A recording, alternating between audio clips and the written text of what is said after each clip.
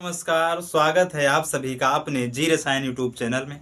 सभी लोग जल्द से जल्द इस सेशन से जुड़ जाएंगे, क्योंकि आप लोगों को पता होगा कि ये हमारी क्लास रोज प्रतिदिन डेली होती है। क्या होती है? प्रतिदिन हमारी ये क्लास चलती है, ठीक। और एक क्लास 10th वालों के लिए है, जिसमें हम क्या पढ़ रहे हैं?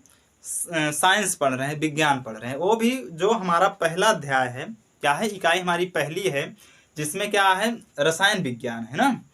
साइंस में क्लास 10th वालों में जो पहला चैप्टर है हमारा साइंस से रसायन विज्ञान से स्टार्ट है। 1 से लेकर 5 चैप्टर तक क्या है?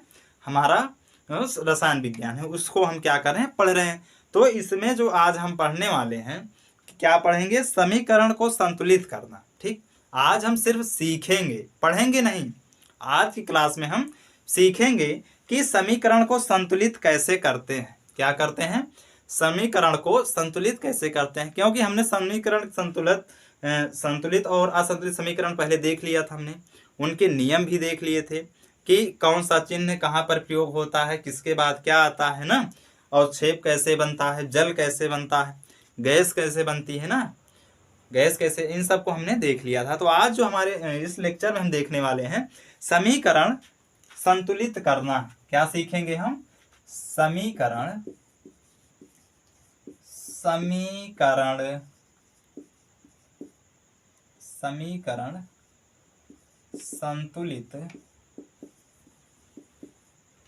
संतुलित करना, ठीक।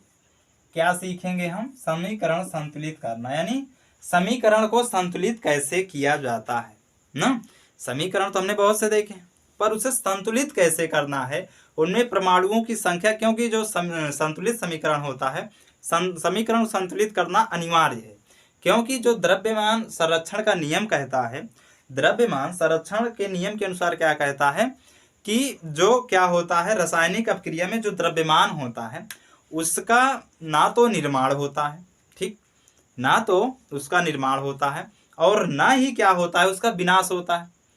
भाई कोई चीज ना तो बन रही है, ना तो खत्म हो रही है, तो क्या होगा? जो हमारे पास अभिकारक होंगे और उत्पाद होंगे, उसमें उनकी मात्रा समान होनी चाहिए ना। भाई जब कोई चीज नई नहीं बन रही है, पुरानी नहीं, खत्म नहीं हो रही, ना तो नई बन रही है, तो क्या होगा? आपस में जो जितने व्यक्तियों के पास वो समान होना चाहिए, वो वस्तु होनी चाहिए, वो समान होनी चाहिए। हिस्से में समान दिया जाना चाहिए ना। सभी लोगों को बंटवारे में समान हिस्सा मिलना चाहिए, क्योंकि वो जो वस्तु है वो ना तो बनेगी, ना तो वो वस्तु बन रही है, और ना ही वो क्या हो रही? विनाश हो रही है। तो जिसके पास जितना होगा उसी में क्या करेंगे? उनको हम बराबर दे देंगे, ठीक। तो समीकरण को हम क्या करेंगे? आज संतुलित करना सीखेंगे। जैसे पहला समीकरण हमारा क्या है? पहला समीकरण क्या है? फास्फोरस। क्या है? समीकरण पहला हमारा क्या है? फास्फोरस, ऑक्सीजन, और H क्या है? जैसे P4 है, H10 है, और क्या है? प्लस H2O मिलकर क्या बना रहे हैं? जैसे हमारे पास H3 और क्या है? PO4, ठीक। ये समीकरण है। इस समीकरण को हम क्या करेंगे? संतुलित करेंगे, ठीक। भाई समीकरण तो देखकर लिखना पड़ेगा ना। अब हमारे पास डिजिटल बोर्ड तो है नहीं कि ऐसे यूं ऐसे हमने बटन दबाया और खट से आ गए प्रश्न तो लिखने पड़ेंगे देखकर ही ना। तो इतनी बात समझिए कि प्रश्न तो देखकर ही लिखने पड़ेंगे, प्रश्न तो याद रहेंगे नहीं ना। प्रश्न को कैसे हल करना है वो हमें याद हो सकता है ना। कोई भी प्रश्न आ जाए उसको हमें कैसे संतुलित करना है ये तो हमें याद रहेगा ना, लेकिन हर प्रश्न तो याद नहीं रहेगा। तो इसीलिए देखना तो जरूरी है ना। प्रश्न को हम देखेंगे तभी तो हल करेंगे। तो देखिए, अगर हमारे पास एक समीकरण है तो इसको हम क्या करेंगे? संतुलित करेंगे, ठीक। ये असंतुलित है, हम क्या करेंगे? संतुलित करेंगे। संतुलित में क्या होता है? जैसे आप सिंपल सी एक ऐसे लाइन खींच लो। क्या खींच लो? ऐसे एक लाइन खींच लो। अब देखिए, इस तरफ लिख लीजिए अभिकारक, इस तरफ लिख लीजिए उत्पाद, ठीक। अब अभिकारक और उत्पाद में देखिए कुछ अंतर दिख रहा है आपको? कमेंट में बताइए कि अभिकारक और उत्पाद में कुछ आपको अंतर दिख रहा है कि नहीं। दिख रहा हो तो बताइए, जल्द से कमेंट करिए कि आपको उत्पाद और अभिकारक में कुछ अंतर दिख रहा है? दिख रहा है ना? देखिए इसमें अंतर क्या है। इसमें देखिए अगर हम P की बात करेंगे तो अभिकारक में 4 है, उत्पाद में 1 ही है। ठीक। ऑक्सीजन की बात करते हैं O की, अभिकारक में 10 है। परमाणु इसकी जो क्या है, द्रव्यमान परमाणु क्या है, 10 है। परमाणु क्या है, 10 है। इसमें क्या है, ऑक्सीजन की 4 है। और इसमें हाइड्रोजन की हम देखेंगे, किसकी देखेंगे, हाइड्रोजन की। तो हाइड्रोजन क्या है, इसमें 2 है और इसमें 3 है। एक सेकेंड, ऑक्सीजन इसमें 10 है और एक 11 है, यहाँ पर 4 ही है। ठीक, इसमें 11 है और इसमें 4 ही है। अब देखिए इसमें कुछ अंतर दिख रहा है ना, दिख रहा है। इसमें जो अंतर दिख रहा है इसी को हमें क्या करना है, बराबर करना है। क्या करना है, इसी अंतर को सेम करना है। जितने इस तरफ होने चाहिए उतने इस तरफ भी, जितने इस तरफ होने चाहिए उतने इस तरफ भी। ठीक, तो इसको देखिए हम बराबर कैसे करते हैं ना, इसको हम क्या करेंगे, बराबर करेंगे। बराबर में हम क्या लिखेंगे, जैसे हमारे पास क्या है, एक सेकेंड इसको हटा दें फिर उसके बाद देखते हैं ना। जैसे हम बराबर में क्या लिखते हैं, इस तरफ देखिए हमारे पास P की संख्या क्या है, 4 है। ठीक, इस यहाँ क्या है, O H2O। ठीक, यहाँ पर क्या है, 3PO4। यही है ना हमारे पास समीकरण, यही है। अब देखिए हाइड्रोजन की अगर हम बात करें, किसकी बात करें, हाइड्रोजन की, तो यहाँ पर हाइड्रोजन कितने हैं, 2 हैं। क्या है, हाइड्रोजन 2 है और ऑक्सीजन कितनी है, 1 है। ठीक, अगर ऑक्सीजन 3 है, 1 है ना, यहाँ पर ऑक्सीजन, यहाँ H2O होगा। ठीक, यहाँ पर ऑक्सीजन 3 है। अब देखिए यहाँ पर हाइड्रोजन क्या है, 3 है, यहाँ पर 2 है। लेकिन ऑक्सीजन को क्या करेंगे हम, जब बराबर करेंगे तो संख्याएं बढ़ जाएंगी। क्या होंगी, संख्याएं बढ़ेंगी ना, क्योंकि एक तरफ क्या है, कम है और एक तरफ ज्यादा है ना। तो यहाँ पर क्या लिखेंगे, जैसे हम यहाँ पर 4 लिख देते हैं। ठीक, 4 इसलिए लिख रहे हैं क्योंकि यहाँ P की संख्या 0 है, यहाँ 4 है। तो हम पहले फास्फोरस को ही क्या करेंगे, संतुलित करेंगे। यहाँ पर 4 है इसीलिए हम यहाँ 4 लिख दिए। अब देखिए इसमें हाइड्रोजन की संख्या क्या हो गई, 4 3 12 हो गई। यहाँ पर कितने हैं, सिर्फ हाइड्रोजन 2 है। ठीक, तो इसको भी हमें क्या करना पड़ेगा, 12 करना पड़ेगा ना। तो 12 करने के लिए यहाँ जैसे 4 3 12 है, तो यहाँ पर क्या हम लिखेंगे, हम यहाँ पर क्या लिखेंगे कि बराबर हो जाए, यहाँ पर हम लिखेंगे 6, क्योंकि जब 6 का 2 से मल्टीप्लाई करते हो 6 का कितना हो जाता है, 12 ना। तो यहाँ लिखेंगे 6। अब देखिए ये तो 6 दूनी 12 हो गया, ये 4 3 12 हो गया। हाइड्रोजन की बात समाप्त, हाइड्रोजन की बात समाप्त हो गई। अब यहाँ पर ऑक्सीजन की बात आती है। अब देखिए ऑक्सीजन यहाँ पर 6 है, इसमें देखिए जो 6 है ये ऑक्सीजन के लिए भी है, और यहाँ पर एक ऑक्सीजन यहाँ भी है, ये भी क्या है, 10 है। तो कुल कितने हो गए, 16 ऑक्सीजन हो गए। क्या हो गए, 16 ऑक्सीजन हो गए। तो क्या करेंगे, यहाँ पर जब 16 ऑक्सीजन हो गए तो यहाँ पर हम क्या लिखेंगे कि ऑक्सीजन भी 16 हो जाए। क्या हो जाए, ऑक्सीजन भी क्या हो जाए, 16 हो जाए। तो देखिए यहाँ पर जो 4 है इसका हम 4 से क्या करेंगे, मल्टीप्लाई करेंगे, तो कितना हो जाएगा, 16 हो जाएगा। हो जाएगा कि नहीं हो जाएगा, 16 हो जाएगा कि नहीं हो जाएगा। तो हमारे पास जो संतुलित समीकरण मिला वो P4O10 प्लस 6H2O 4H3PO4। ये बात समझ में आई कि संतुलित समीकरण कैसे बनते हैं। यहाँ तक बात समझ में आई कि नहीं समझ में आई। अगर समझ में आई तो कमेंट में लिखिए यस, समझ में आई हो तो कमेंट में लिखिए यस। ठीक, आगे चलें, चलिए हटाएं इसको, चलिए ठीक।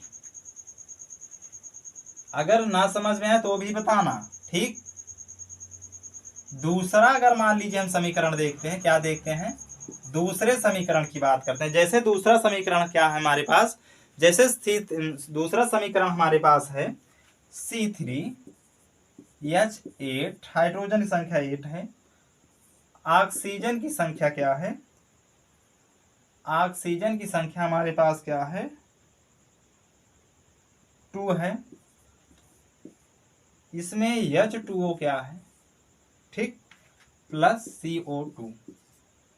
अब देखिए क्या है, C3H8 प्लस O2 प्लस मिलकर क्या बना रहे हैं, H2O प्लस CO2 बना रहे हैं, ठीक। अब देखिए इसमें भी आप देखोगे अभिकारक जो होगा आपके पास, अभिकारक और उत्पाद, ठीक। अभिकारक और उत्पाद में देखोगे जो कार्बन की संख्या इसमें है 3 है, ठीक। इसमें कितनी है, सिर्फ 1 ही है। यहाँ पर हाइड्रोजन की संख्या 8 है, यहाँ पर कितनी है, सिर्फ 2 है ना। ऑक्सीजन की संख्या यहाँ पर 2 है, यहाँ पर कितनी है, 2 है, 1 है और एक 3 है। ये भी तो गिना जाएगा ना, ठीक, ये भी तो गिना जाएगा। ऑक्सीजन की संख्या ये भी तो गिनी जाएगी ना।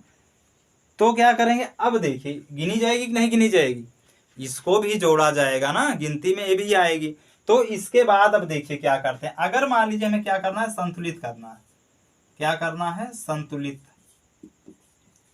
संतुलित करने के लिए हम क्या करते हैं, अब देखिए सबसे पहले किसी एक तत्व को उठाते हैं। क्या करते हैं, हम एक तत्व को ही उठाते हैं। एक तत्व से क्या होगा, हमारा पूरा क्या होगा, समीकरण बन जाएगा। जैसे हम ऐसे यहाँ लिख लेते हैं C3H8 plus O2 H2O plus CO2, ठीक। अब देखिए यहाँ पर कार्बन 3 है, यहाँ पर कार्बन सिर्फ 1 है, तो इसको क्या करेंगे, यहाँ 3 लिख देंगे, ठीक।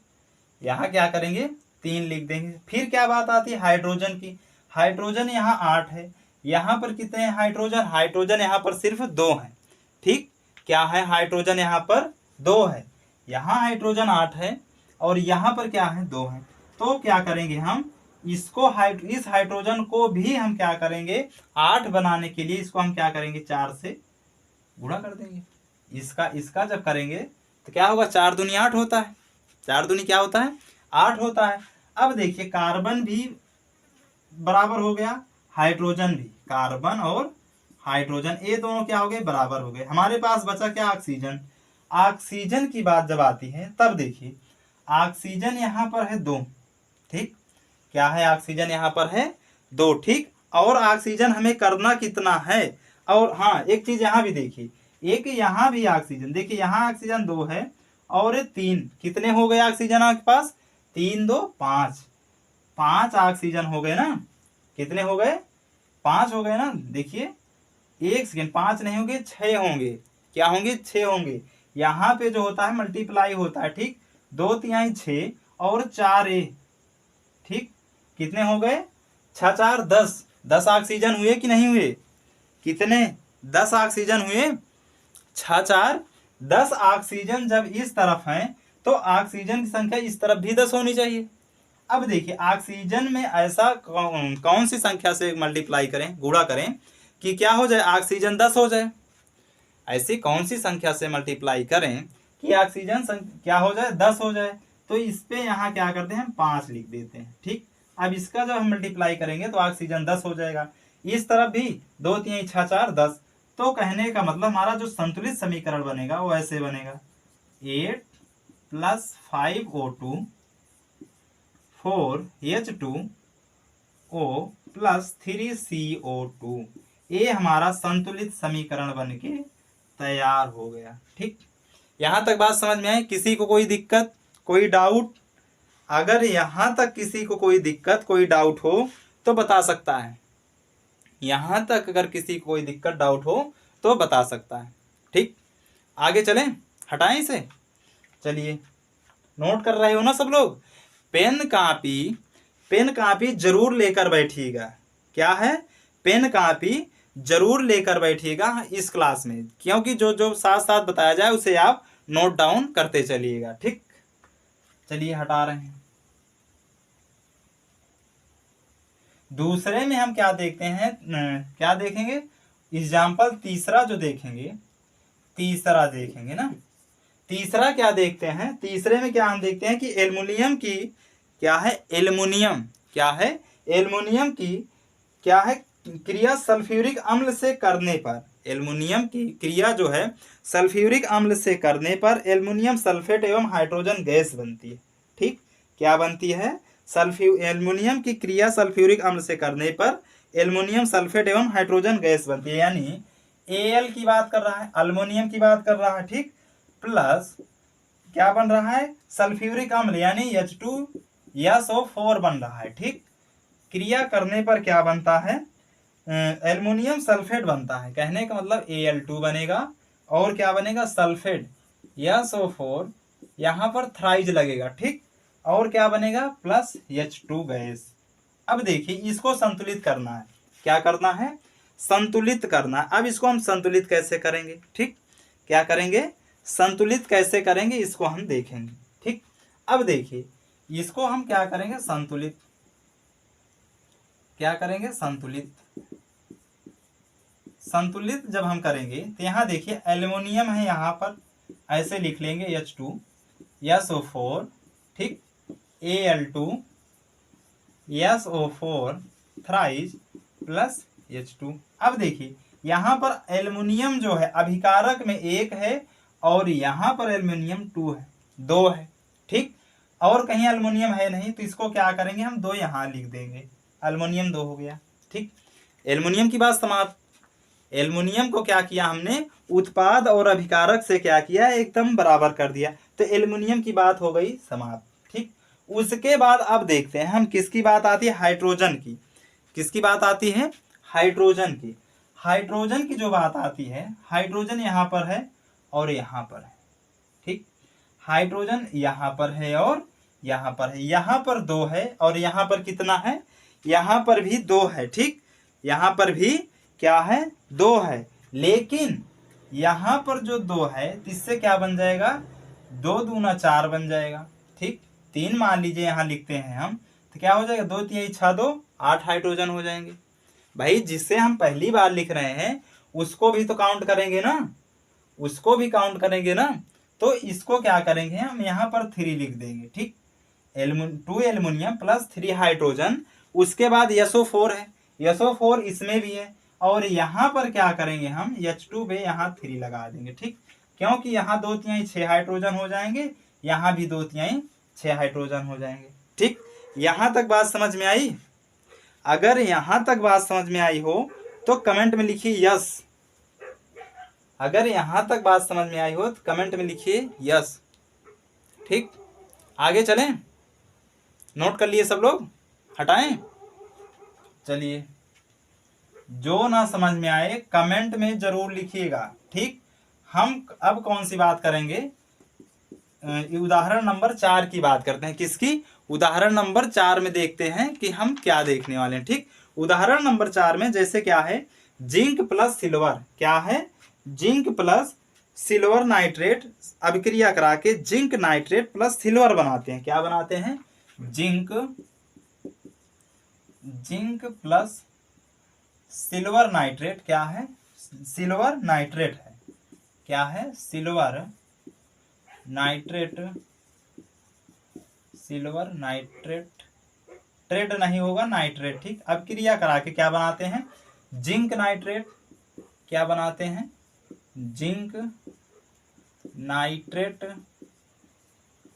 प्लस में क्या बनाएंगे? सिल्वर। ठीक, अब देखिए यहाँ पर जिंक है, जिंक का मतलब होता है जेडन, जिंक का मतलब होता है जेडन। और क्या है? सिल्वर नाइट्रेट मतलब AgNO3। क्या है? AgNO3 Zn प्लस AgNO3 मिलकर क्या बना रहे हैं? मिलकर बना रहे हैं जिंक बना रहे हैं और क्या बना रहे हैं? सल्फेट बना रहे हैं, जिंक और नाइट्रेट बना रहे हैं। क्या बना रहे हैं? जिंक और नाइट्रेट, यानी Zn ब्रैकेट में क्या हो गया? NO3 ट्वाइज लगेगा। ठीक, ट्वाइज। ठीक, प्लस में क्या है? यहाँ देखिए क्या है? Ag, सिल्वर का मतलब होता है Ag। अब इसको क्या करेंगे? हम संतुलित करेंगे। ठीक, देखिए कुछ लोग कह रहे हैं कि सर NO3 के बाद ट्वाइज कहाँ से आया ना? ट्वाइज कहाँ से आया? अब देखिए थोड़ा देख लीजिए, जैसे हम क्या करते हैं? जिंक, भाई Ag तो यहाँ चला गया, हमारे पास क्या बचा? जिंक बचा और NO3 बचा। अब NO3 की जो संयोजकता होती है, देखिए सूत्र ऐसे बनते हैं, क्या बनते हैं सूत्र। जो हमारे पास जिंक नाइट्रेट है, जिंक नाइट्रेट के सूत्र कैसे बनते हैं, ठीक देख लीजिए थोड़ा सा। यहाँ पर क्या है नाइट्रेट है और यहाँ पर क्या है जिंक। जिंक का जो संयोजकता होती है वो होती है 2, कितनी होती है 2, और जो नाइट्रेट की संयोजकता होती है वो होती है 1, 1 होती है। तो इसको इससे मल्टीप्लाई करेंगे, इसको इससे, तो यहाँ पर क्या बन जाएगा Zn, ब्रेकेट में क्या बनेगा NO3, यहाँ आ जाएगा ट्वाइस। ये क्या है सिल्वर नाइट्रेट, जिंक नाइट्रेट है, वही हमने यहाँ पर लिखा है कि ट्वाइस यहाँ से आया है, जो इसको हम यहाँ से मल्टीप्लाई किए हैं इसीलिए वहां पर क्या आया है 2 आया है, ट्वाइस जिसे हम बोलते हैं, ठीक। उसके बाद देखिए अब इसको हम क्या करेंगे संतुलित करेंगे, क्या करेंगे Zn, यहाँ दिख रहा है ना Zn plus Ag NO3, Zn NO3 twice plus Ag। अब इसको क्या करेंगे हम संतुलित करेंगे। अब संतुलित में सबसे पहले देखेंगे कि Ag क्या है, Ag तो 2 है, Ag 2 है। यहाँ देखिए जो 2 है इसका मतलब यहाँ 2 Ag होगा और यहाँ भी क्या होगा 2 Ag, ठीक, सिल्वर 2 होंगे। यहाँ Zn 1 है और यहाँ भी Zn 1 है, यहाँ पर NO3 है, यहाँ पर NO3 है, ठीक। इसका मतलब इसमें कुछ नहीं करना था, बस संतुलित हो गया, इसमें कुछ करना ही नहीं था भाई, बस ऐसे आपको देखना का था कि यहाँ जो ट्वाइस है इसका मतलब प्लस में 2 Ag है, ट्वाइस का यहाँ पर है इसका मतलब यहाँ भी होगा 2 Ag, और इसी 2 Ag को बराबर करने के लिए, संतुलित करने के लिए हमने यहाँ 2 यहाँ लिख दिया। ये आपका क्या बन गया संतुलित समीकरण, क्या बन गया संतुलित समीकरण, ठीक। यहां तक बात समझ में आई कि संतुलित समीकरण कैसे बना, ठीक। अगर यहां तक बात समझ में आई तो थंबनेल में यस लिखिए, कमेंट में यस लिखिए, यस कमेंट में यस, ठीक। आगे चलें, हटाएं, चलिए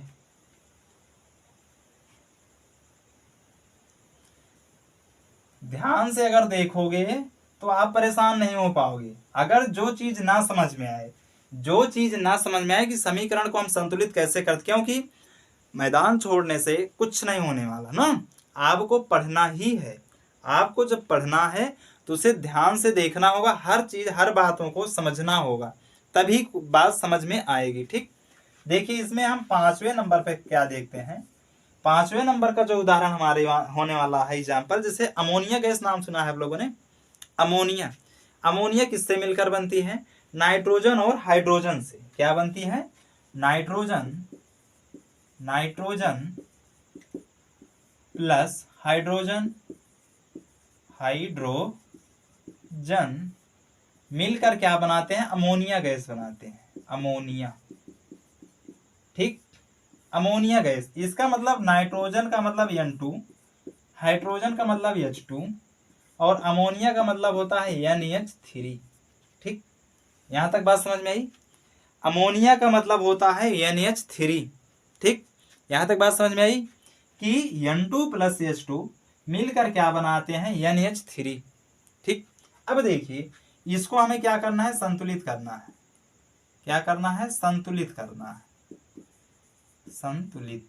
अब संतुलित कैसे करेंगे, जैसे संतुलित करेंगे देखिए यहाँ पर क्या है N तो सिंगल है, यहाँ पर 2N है, यहाँ पर 2 हाइड्रोजन है, यहाँ पर 3 हाइड्रोजन है। तो हाइड्रोजन को किस किस से मल्टीप्लाई किया जाए कि दोनों जगह जो है हाइड्रोजन की मात्रा समान हो जाए, क्या हो जाए, हाइड्रोजन को किस किस के साथ जो है मल्टीप्लाई किया जाए कि हाइड्रोजन की संख्या क्या हो आपस में समान हो जाए। तो हम क्या करेंगे, यहाँ पर जो नाइट्रोजन है यहाँ N2 प्लस H2, यहाँ NH3, यहाँ पर हम 2N लिख देते हैं, N के आगे क्या लगा देते हैं 2। अब देखिए यहाँ पर 2 हो गया, यहाँ नाइट्रोजन भी 2 हो गया, ठीक। नाइट्रोजन की बात खत्म, नाइट्रोजन संतुलित हो गया, जितने उसके पास अणुभार थे उतने अणुभार इसके पास भी हैं, इसकी बात खत्म, ठीक। अब देखिए अब हाइड्रोजन की बात करते हैं, हाइड्रोजन के पास कितने हैं 2 3 6, 2 3 6 या 3 दूनी 6 बराबर। तो इसको क्या करेंगे हम 3 से यहाँ करेंगे, तो इसका जब मल्टीप्लाई होगा 3 दूनी 6 हो जाएगा, और यहाँ भी क्या होगा 3 दूनी 6 हो जाएगा, यानी हाइड्रोजन की भी संख्या क्या हो गई, बराबर हो गई। और ये हमारी क्या है, संतुलित समीकरण यही है। ठीक, संतुलित समीकरण क्या है, यही है। ठीक, यहाँ तक बात समझ में आई? अगर यहाँ तक बात समझ में आई है तो जल्दी आप नोट डाउन करिए। ठीक, अगर नोट डाउन कर लिए हो तो हम हटाएं, नोट कर लिए हो, हटाएं। चलिए एक और एग्जाम्पल देख लेते हैं, फिर उसके बाद हम अभिक्रिया के प्रकार देखेंगे ना। क्या देखेंगे, अभिक्रिया के प्रकार। एक और जो हमारे पास उदाहरण है वो क्या है, एल्युमिनियम प्लस कापर क्लोराइड है। क्या है, एल्युमिनियम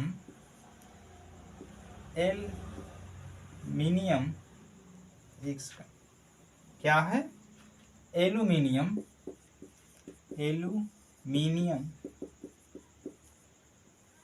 प्लस कापर क्लोराइड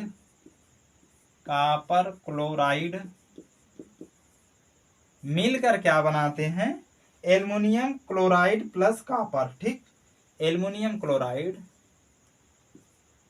क्या है, एल्युमिनियम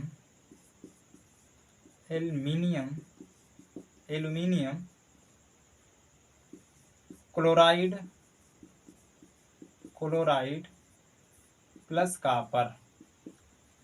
ठीक, क्या बनाते हैं, एल्युमिनियम क्लोराइड प्लस कापर बनाते हैं। अब देखिए कापर क्लोराइड से क्या बन रहा है, एल्युमिनियम कापर क्लोराइड, और उससे क्या बन रहा है, एल्युमिनियम क्लोराइड। देखिए एल्युमिनियम क्या होता है, जिसे हम Al कहते हैं, Al से क्या हो गया, एल्युमिनियम हो गया ना।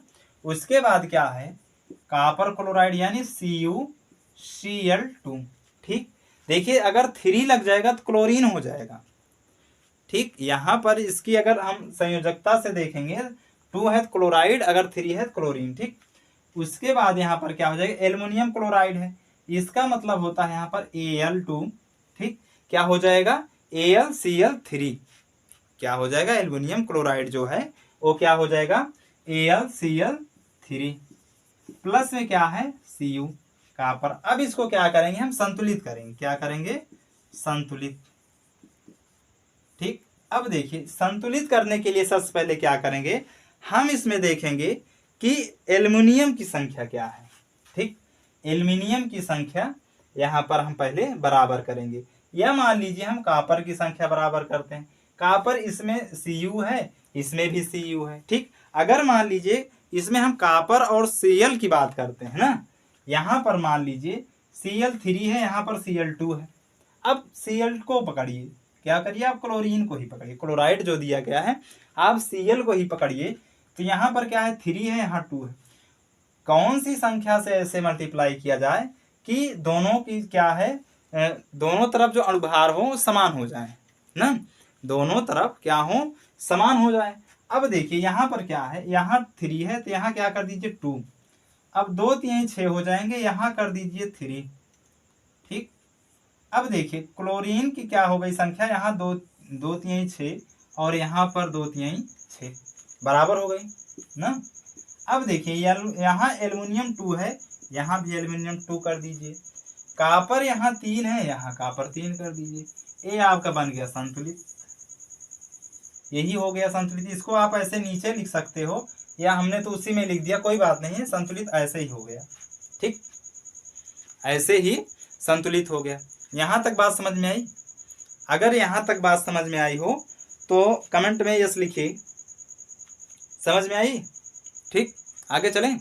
देखिए आज की क्लास को हम यहीं तक रखते हैं, आज की क्लास को हम यहीं तक रखते हैं। अगली नेक्स्ट वाली क्लास में हम क्या पढ़ेंगे, अभिक्रिया के प्रकार देखेंगे। क्या देखेंगे, अभिक्रिया के प्रकार।